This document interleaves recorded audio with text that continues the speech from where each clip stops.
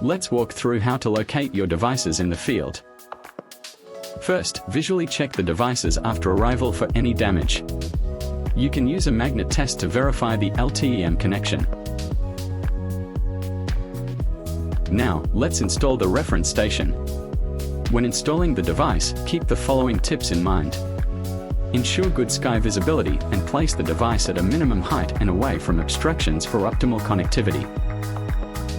Ensure it's placed in a stable location with an unobstructed view with a minimum horizon elevation of 10 degrees and no objects that might interfere with the measurements.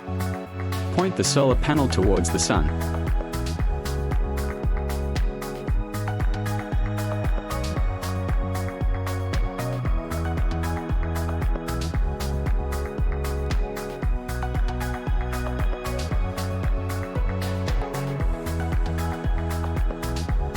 In these pictures, you can see the correct way to position your device.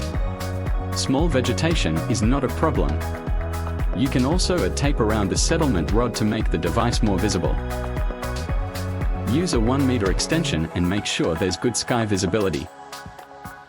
In the following pictures, you'll see how not to position the device. Always keep a minimum height of 50 centimeters above the ground.